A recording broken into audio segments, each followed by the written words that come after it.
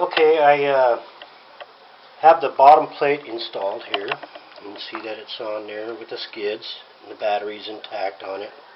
This is the front of the quad right here.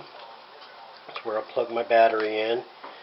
Right here I have my receiver hooked up, and it's all installed, and I got the antenna coming down right through here.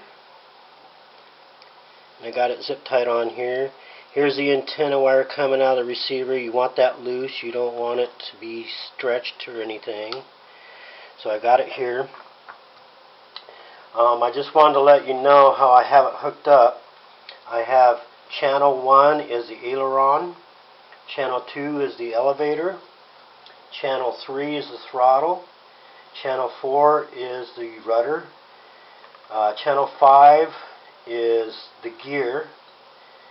Auxiliary 1 would be channel 6, channel 7 would be auxiliary 2, and channel 8 is auxiliary 3.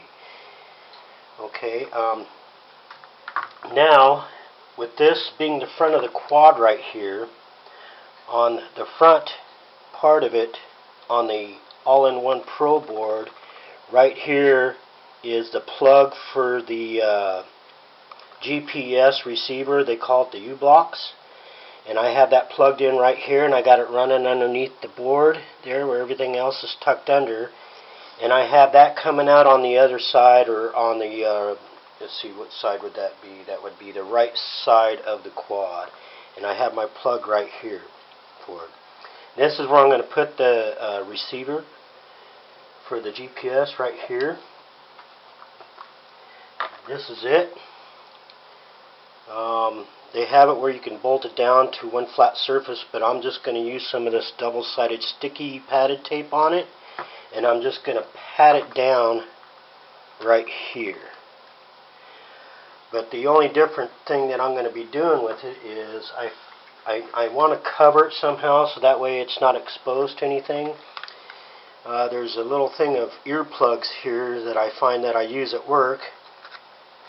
I just took the top of it off, which gives me this little case right here.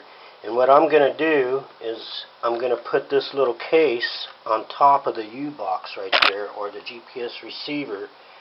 And what that's going to do is that's going to protect it from dust or whatever on there. So I'm going to go ahead and install that and plug that in. And it should be pretty much completed as far as the build's concerned. We do have to put the props on.